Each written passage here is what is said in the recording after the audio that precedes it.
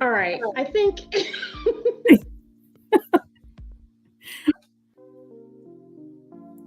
here we go.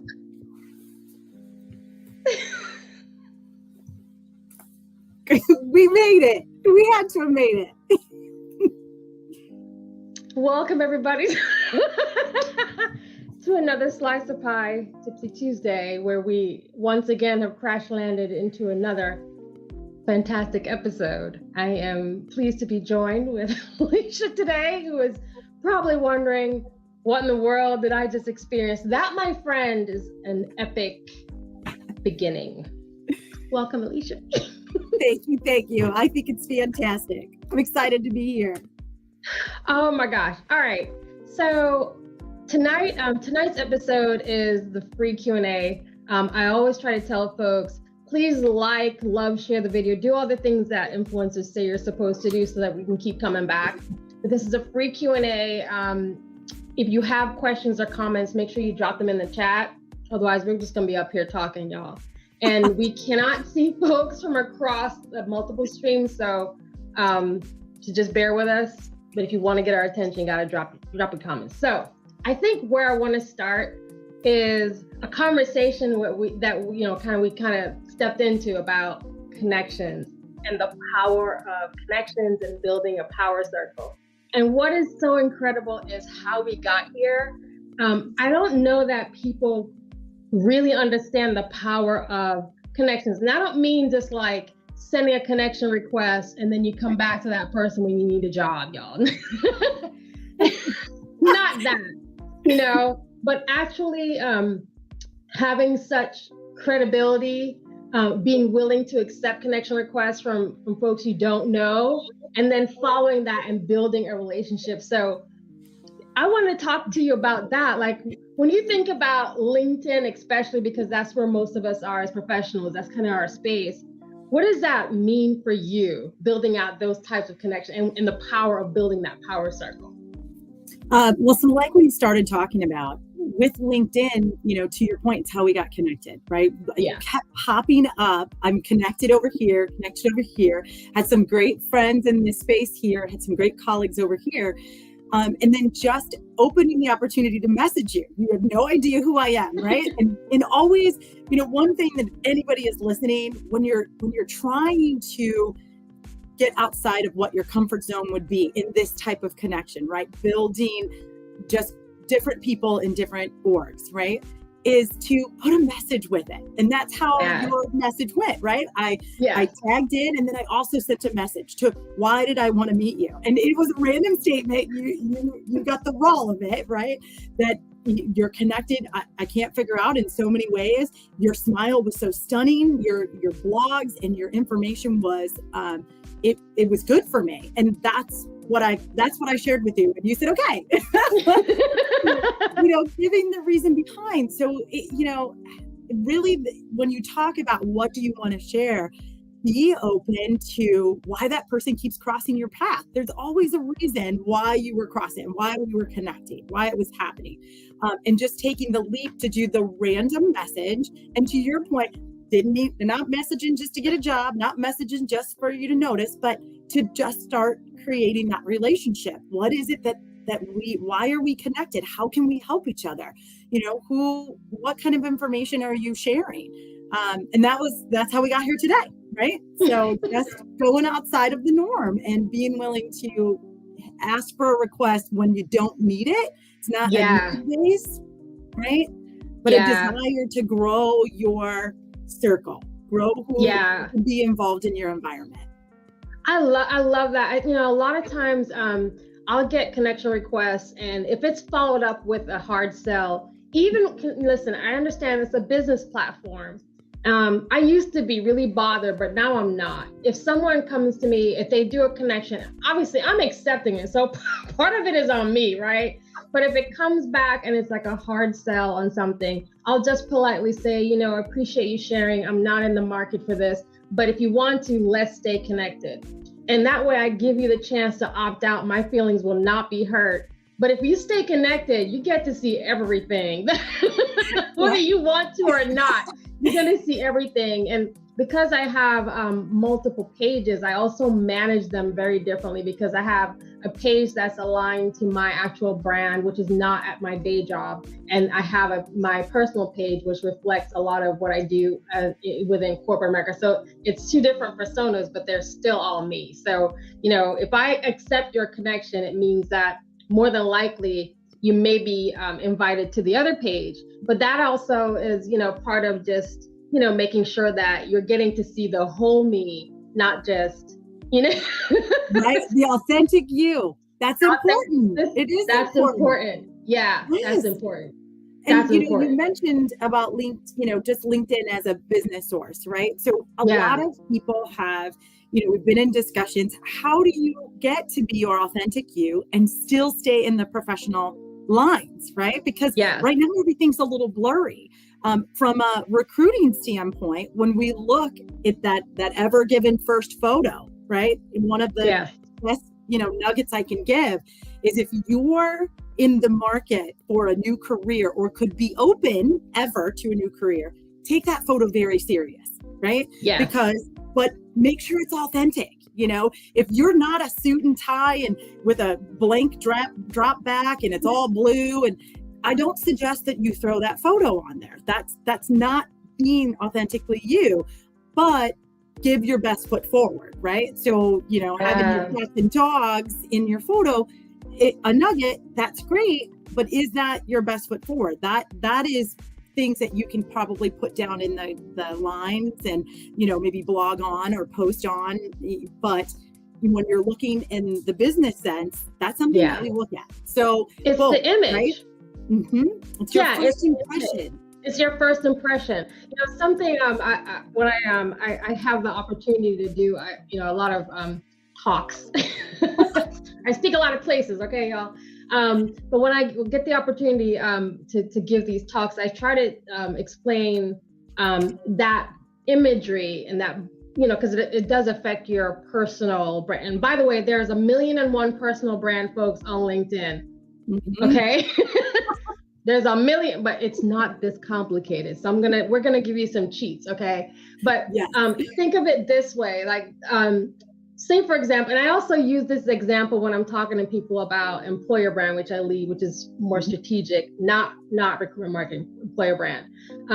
So I think of it like, say you're on a dating app. I'm not on a dating app, but say you are, okay? And you have this amazing, beautiful image, and you presented yourself as, 20, though you're 70. You've got your best foot forward, the pictures from 20 years ago.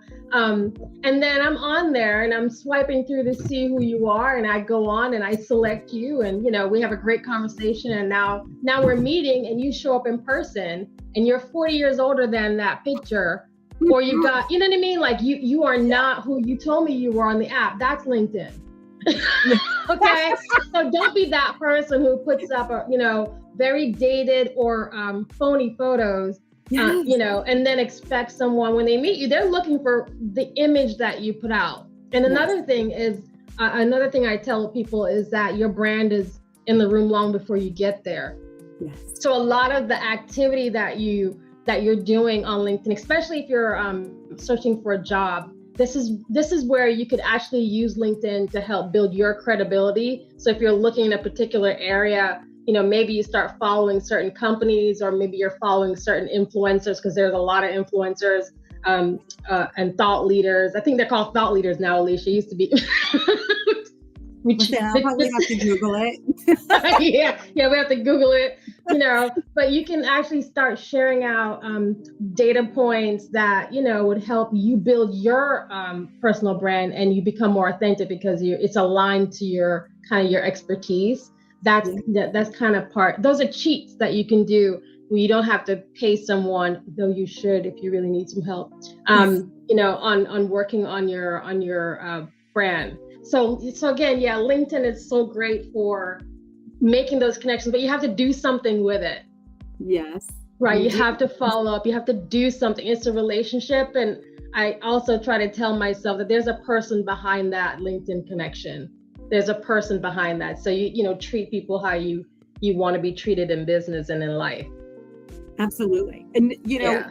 I'm going to grow a little bit on, you said it's a relationship, right? So Yeah. again, what we do, what we watch on LinkedIn, right, in the recruiting world is, are you up to date on your LinkedIn? It is Yes. your image. It's your image in the business world. It's your image in employment world right now. It's one of our largest tools that we can use. And Wow. have that relationship. Check it. Maybe you're not a daily, and that's great, and you don't do screen time, and fantastic. I think everybody needs to have their level. But if you make a change, especially a promotion or a change in company, get over to your LinkedIn and update it. Because to your point, sometimes before you enter the room, people already are getting an image on you. So if you sent in a resume or you're seeking and you're missing a job, it's going to set up flags, and maybe you might not get the call because they think something's missing. They think people are going to fill in their own blanks with whatever they, if you don't fill them in for them, they're going to make something up, right? Yeah. So have a good relationship with LinkedIn. It is a good nugget. And you're right. If you're looking for your brand image, it's okay to pay. It is, right? I mean, we want people to know you're never going to be, there's so many people out there that can help you. It's okay. If you have no clue on how to use all the free nuggets and then you still go in there and it's okay. Because it is your first impression right now, especially in a virtual world. You're not going to walk into the building with your resume. That's like a 2% right now. Your image is online. So I just couldn't put that nugget out there more than enough. Use it, have a great relationship, understand it. If you don't, there's part of building your circle. Who does a really great job? Maybe you're on LinkedIn, to your point, some of the followers, but there are people that maybe they're not quite that lead influencer, but they're a great presence on LinkedIn. Have that relationship, ping them, talk to them. Which brings to, how do you find mentors, right? How do you look for people to build your circle? It could be so simple as you really enjoy and they catch your attention because they are posting and great content. Message them, right? Yeah. Build that relationship. It can be a fantastic avenue for an employment resource, business resource. And like you were talking, how to build that power circle. Maybe you don't need it today. Maybe you need it in 15 years, but you started the conversation today. I love that. Something I would definitely say so I had a couple of folks who were college students who reached out to me before this. And I said, listen, come on and listen anyway. We may not be able to drop a link to because I'm personally not hiring myself, but you might get some jewels here. But when it comes to mentoring and sponsorship, and so obviously, so that folks understand the difference, right? So sponsoring is having that person when you're not in the room and they're gonna, if there's a project or an assignment or something, they're talking about you behind your back. Okay, it's your PR group. Okay, it's folks that know you professionally and sometimes personally to help you get to whatever the next level is. And a mentor is kind of sometimes like a coach. You have a different relationship, and they're helping you to work your way through whatever that challenge is or long-term goal. And the power circle, I've always been able to build those. And I have several different circles. I have circles that are folks that I work with on a day-to-day basis. But I'm realizing that I'm also building an incredible, and I'm so grateful for this, an incredible community within folks that I've met on LinkedIn. And I mean like just months ago. So this is when you meet someone, and you won't know if that relationship is of value unless you put the time in to meet people. So there's some folks, it's like, and can I get 15 minutes, 30 minutes of your time? And a lot of people will say yes. They will say yes, I'm not, or I'll say, especially if it's like someone who's like a C-suite, I'll say, listen, I'm not selling anything, but can we meet 30 minutes? I just want to pick your brain or get to know you. It's taking that next step, and then you're building that kind of relationship. And I always, if they are credible and qualified, right? Because everybody can't be a mentor, everybody can't be a sponsor. But if they're credible and qualified, and you can make that determination that, hey, can we continue? Can we meet up once a quarter? I'd love to kind of hear where you're going. And if you're physically in the same, town, maybe it's a meetup in person. So what are some of your like advice to maybe college students who are just coming into the world of finding a mentor or finding a professional buddy, to navigate? What are some of your thoughts around that? Well, first of all, what is it that you enjoy? What is it that what are maybe your goals, right? So not everybody likes to talk in certain terms. So if it's a goal, enjoy, maybe it's a target they're wanting to hit, maybe it's on their dream board, right? So you can use any of those tools.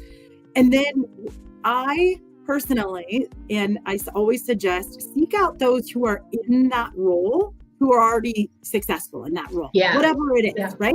So if you're talking, I'd like to be a CEO of a large finance company, right? Fantastic. But maybe you're CEO who is, just started their own business and went public. They still suffer and still see some of the same turbulence, successes, whether it's large or small. So maybe you start smaller, look for that person, start connecting with that person. It could be someone that's an entrepreneur. Maybe you want to start your own business one day. How many entrepreneurs are in your circle? If there's only one, who are you learning from, right? Yeah. You can have 15, 20, 30. You should be, developing your group on whatever that direction is, and it could be non-business related, right? So like you said, you have a couple of groups. Maybe you need to find, you enjoy hiking. It's the same thing, but you want to hike a mountain like Mount Rainier. Okay, well, I'm not going to be in your circle. I'm not going to be able to help you. You'd look at my blogs or my posts and be like, yeah, she doesn't do anything with that. But that's not, so I wouldn't be able to help you reach that goal. You should be in running groups and look for people that have successfully accomplished that. So to me, find that vision. What is it you're excited about? And then start surrounding like-minded people. Are their views the same? Are they posting something that's interesting to you that would help in your direction? Those are the ones that you should start surrounding yourself with. And the noise, right? Yeah. I don't know if anybody's ever said this, right? So you have big dreams and you've got people in your corner that are, why are you even thinking like that? Why? You need to reinvent your circle. And when we talk about having the power around you, it's always everybody's going in a similar direction or will support you in your direction. So even though no one's wanting to go to Mount Everest, right? But everybody is in the support lane. Those are probably the best tips. That's what I go after. What are you reading? What are you listening to? What are you filling your mind with? What is it all going that direction? Or are you letting noise in? Are you really just letting yourself be distracted? I love it. And the point on distraction is so key, because to your point, I feel like I feel like some days I go on social media, I want to close my eyes and pretend I didn't see half the stuff there, or I have and I don't engage in everything. So sometimes there's things that I might agree with, but I won't respond. And then there's other times I'm just like, I wish I could unsee that post. You don't need to blast everything on social media.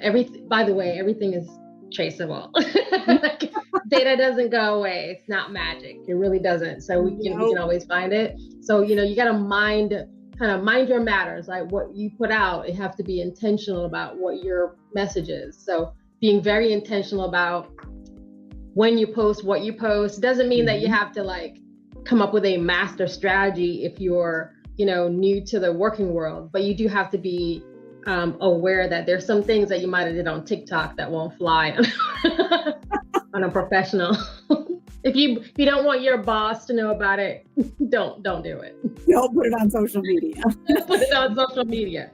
No. So, when you talk about college students, it's the same thing. If you are at that point where you say, I think in 6 to 8 months, I'm going to start looking for my internship, or even a year, I'd like to start applying.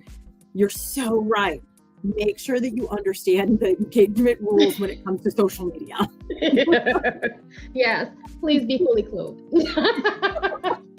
So I wanted to ask a little bit more about, I call it leading and influencing change. Because even in your role, you're actually influencing how decisions are made. You're influencing the folks that are actually making those hiring decisions, whether they want to listen or not. And so as someone you've been in the game, you've been in it long enough to understand how do you present the case, the justification, all that.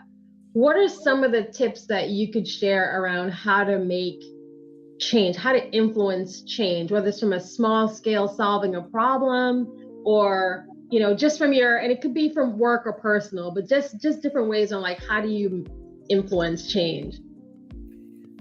Oh, that one probably be a little bit tougher, right? Thanks. Do not send me that cue card. So you're right. Every day, right, we're negotiating. We're talking about change. We're talking about how to look at something a little bit different. How do you, I don't even know where to start, right? I'm going to say, I watched a post that came from somebody that I follow. And it was this morning, right? It talked about some of a tough situation happened at work with a team, right?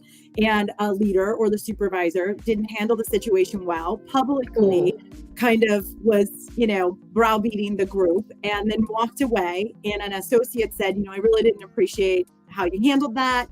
And they had a life lesson come in front of them. And it made me think that how many times do we have stuff that gets dumped on us, right? A little negative. Yeah. Maybe we didn't hit a deadline, or, it could be personal. Maybe you didn't hit the personal goal, or something happened in family. And we react, right? We say things that now you can't take them back. You maybe embarrass somebody. Maybe you are a leader and you embarrass somebody in the group. So how do you make change? And so thank you. It made me think of that, right? And for me, I learned through everything, in a role where you truly want change, you have to give yourself like that count to 3. I know it's silly, right? If you want change, it starts with you, right? So count to 3. You're like, okay, I need to absorb this. What just happened? And sometimes you need to ask the group, right? So let's say it is a team thing that maybe you didn't hit the headline, and maybe it was one person's fault. But if you want change within your group and to get everybody to get on the same page, instead of saying, okay, so-and-so, you just failed, here's where we're at. Instead of, you say, as a team, right? We have a failure situation here. How do we fix it as a team? I need some round table ideas, right? But you're going to have to take that 3-second rule so that you can think about something in order to actually change it, because you need to understand what you're trying to change. That's right. Right. You need to absorb it. And whether it's in life, maybe it could be anything. It can be personal, it could be family, it could be work. But if you don't give yourself that opportunity to say, okay, I just need like a few seconds, let me just figure this out, you're not doing yourself the due diligence to get that change. And when it comes to teams, having them included, right? So we have inclusion. Their opinion matters. They figured out how to problem solve. You're doing a lot of things in a leadership role. So for me, when I saw that post, like, what would you do to change that? And it absolutely, we've all crashed and burned. I was, very young and learned some of those same lessons. And I thought, that's the nugget, right? Get your 3 seconds, give yourself the opportunity to not answer right away. Yeah. And then if it's a team event, solve it as a team, get them involved, make big change, not just the issue at hand, change the whole dynamic of your team, go this different direction. Wow. I love that, make big change. I don't know if that's a hashtag anybody's using, but I think Alicia just co-opted it. There we go. And that example is so that is like right, like nail on the head. I think a lot of us are in those situations where you're trying to respond, and sometimes folks are responding too quickly. And I love the way you position that about trying to make a broader impact.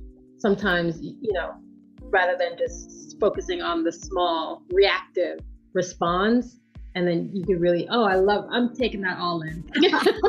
Hold on, y'all. I think that was for me. I'm not sharing that with y'all. It was a good post this morning. It really put me in perspective. So that's fun. Like, what can I do for my own team, right? What do I see? It was when you see stuff like that, that's how you make change, is you absorbed it today, trying to figure out how I can apply that same tactic, some stuff that's coming at me. So Yeah.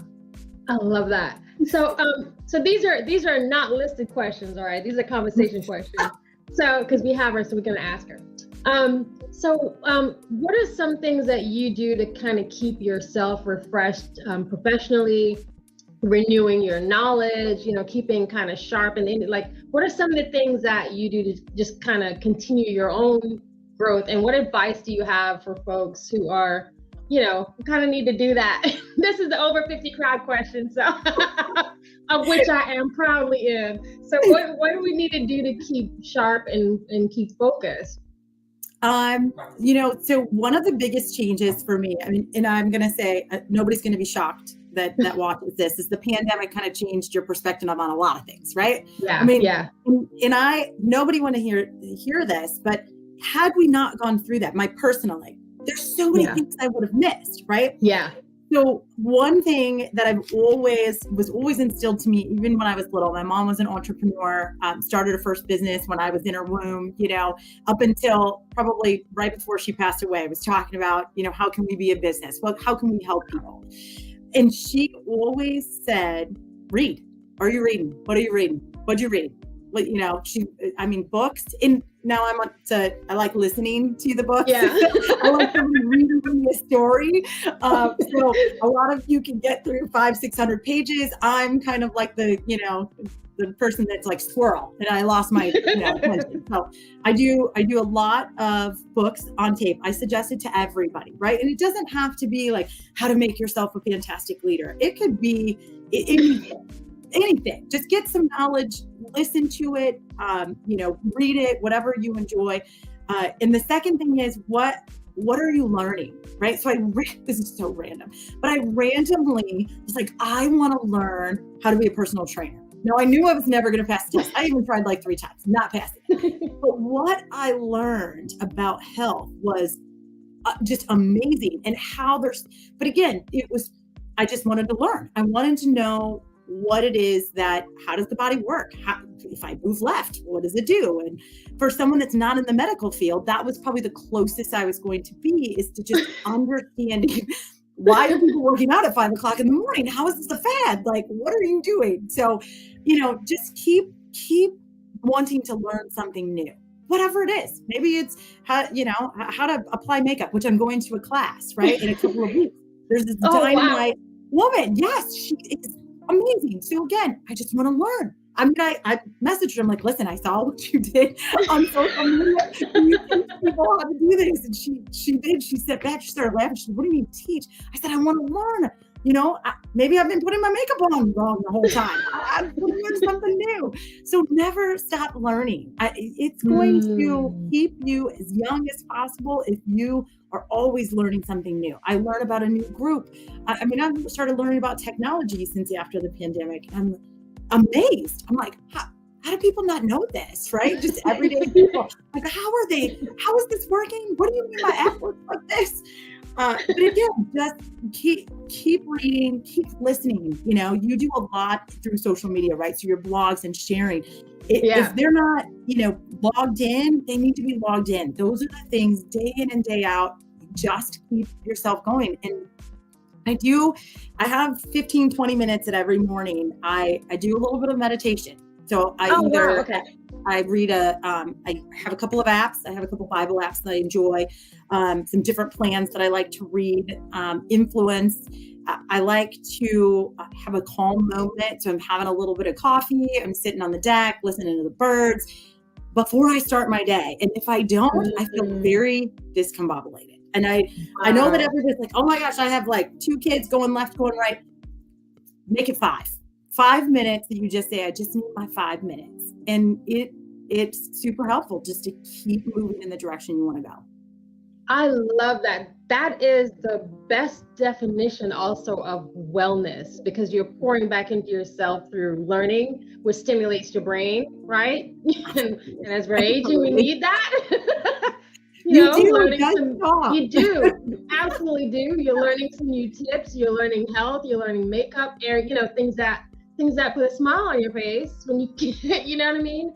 And then on top of that, you're carving out personal time to pour back into yourself, which I think that's one thing that COVID has taught all of us is that we do need to, we need to do that. We cannot serve our families, our communities, our friends if we're not actually taking care of ourselves. It's just not gonna work out well. So I'm also receiving that I need to make sure to take a better care of myself.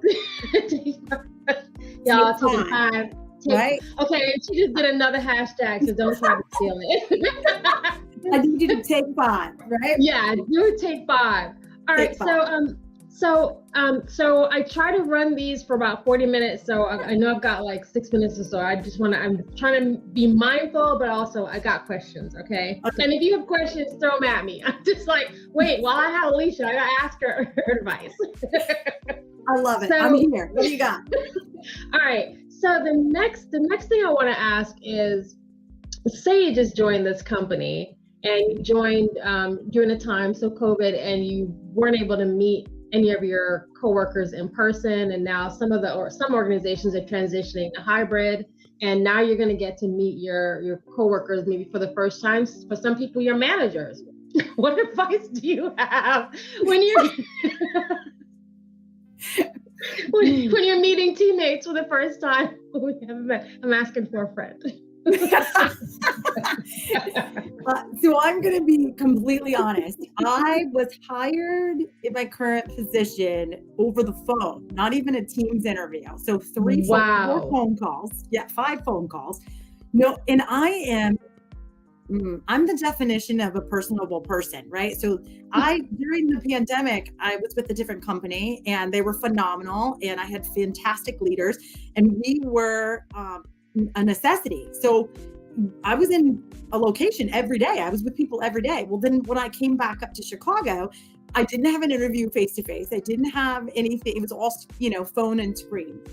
So for me, when I met my boss for the first time in live, I made sure that we went to get coffee so that when we were in line, I could learn what coffee he drank. I mean, I know it is so maybe not an option for people, right? But I did tell him, meet me at Starbucks, let's get some coffee, because I needed to start a conversation in person about something other than like, oh, hi, I'm Alicia. I've been working for you for 3 months, right? So honestly, I did research on the people that I was going to meet, and I've done this for years. So I would love to share this. Go on LinkedIn, go on Google. If you haven't had some of those personal conversations, right? Be ready to talk about your animals, your kids. Ask about them, right? Because you work together, so you know what they do for a job. Do you really like? You can find that out by looking through your org. You want to know them because that's how you're going to enjoy being in their presence. So ask them something that they enjoy, so then you can share. And my other the other thing I had to learn is listen 80% to someone you meet new, talk 20. So hard. So hard. So prepare yourself. Don't show up willy-nilly. Like, get there and have a plan. Oh my God, another hashtag, listen 80. I'm trying to keep up with these tips, but I gave up, y'all. Just watch the replay. Oh wow, that advice about meeting for coffee before you get to the office, it changes the landscape, because you're right, it does make it more personable, because when you get to the office, it's all about work, right? You're going straight into what are the issues of the day. I love that. Yeah. And you need to be relaxed, right? So think about what do you want to get out of the day? How do you feel, right? For me, I don't like having anxiety when I meet people. I don't know how many people enjoy that. I'm sure nobody, when they watch this, they're like, hello, nobody wants anxiety. But the truth is, it's not bad to have a plan when you're getting in there with cold. Remember what you heard on maybe the last, team chat that you had, right? Yeah. Make some notes for yourself, like, Susan like this, and maybe Joe like this, and, have some notes. Be ready to be personable with your team. You'll find that the camaraderie it'll come faster. I love that. Oh, that is awesome. All right. So my last question, or last 1,400, I'm just kidding. question. What are you? I have to plug P.I.E in here somehow because Yes. I'm not doing a good job of it. Okay, so what are you proud of? What inspires you, and what do you feel empowered to do? Ooh. So, okay. These are Oprah questions. I know, right? So first question, P, right? Yes. Yes. What are you proud of? Okay. That I have been able to transition into positions that I thought were going to be hard. Mm-hmm. And just saying, okay, I can do this, right? Having faith that I can put my best foot forward. I don't know what the plan is. I can't see the other side, but I'm just going to keep going. Like today. So wow, I love that. Okay, what inspires you? Inspires me. Ooh, I don't even know if, my daughter will watch this a little later because she has that young puppy, right? And I'm going to be honest that inspirationally, a person would be my daughter and my kiddos, both of them, right? So it's not easy, being a teenager with all the social media. Now they're grown adults. They went through college together. I'm a type A mom, right? So I'm like a helicopter parent. I think they call us stealth now or something. Yeah. I don't know. We're going to have a new name, but I'm really there. They both inspire me. I mean, they'll even question like, yeah, this is how it works, right? Or this is what we're going to do. And, my kiddo, I'm going to tell this story so everybody can hear it. So she was young adult, 23 years old, going for her first job right before the pandemic. And she just like, Ma, something doesn't feel right. I don't know if I should take this job. And the CEO and the VPs and everybody was calling her like, oh, just come down to Atlanta, just meet us. Like, blah, blah, blah. She's like, Ma, I don't know what to do. She gets on a plane and said, hey, just listen to what they have to say, right? She goes to work for 2 days. She called me and said, Ma, I got a better offer and I just can't do this. I don't want to be here. Wow. And so I told her, she says to me, she goes, what do? Do I email? I said, are you nuts? But walk your tail into that office, making a face-to-face appointment and quit. Now, mind you, it's easy to say over the phone. But that young lady, she got her time at 10 a.m. The desk went in to see, I don't know exactly what his title was, but it definitely was above her supervisor, right? Explained her situation and said, I'm going to have to resign. And I'm, leaving in 24 hours. And they respected her just because no one does that. Who does that? No one does that. They do it on social media. They do it, email it, then they brag about it on social media and then they bounce. That is courage. Right. So there's my inspiration. Just be, go through the hard. Yeah. That's fine. Oh my gosh. Just go through the hard. What about empower? What do you feel empowered to do? Empowered to do. Help others all the time. I'm doing fundraisers. I do things with the Kiwanis group in my area. If anybody were to reach out, that's what we're doing. That's where I'm at. I mean, I've taken care of every single one of my parents when they needed me to during, some tough health. And that's what I'm empowered to do. I'm empowered to take care of others, help others, whatever it is. Could be hard, but we'll get through it. I love that. Oh my gosh. Okay, my glass is getting foggy because it hit my heart. Sorry, y'all. This was amazing. First of all, thank you for answering the call. There was something, I don't know what, I'm a woman of faith. Y'all should figure that out by now. And I don't apologize for that. But there was something that just told me I needed to just say yes. That's what happened. That's all that happened. I was like, and literally the spirit was like, bring her up. And there it is. I have an idea of what it is. so hang out in the back room. Okay. So we'll tell these people if my outro works, y'all. Then we'll be telling y'all deuces. Thank you so much for watching. Yes. For those of you who are watching the replay, we do appreciate you doing that. If there is anything we can do to help, you can find us on LinkedIn. And we appreciate you guys on Facebook and Twitter and all the other channels. We appreciate you. Anything that, again, we can do to help. I hope that this is going to help and bless somebody who needs it. I'm pretty sure this will. So we will tell them deuces and then we'll end the broadcast. And then you hang out in the back room for a second. Okay. Thank you. Thanks, everyone. Bye, guys.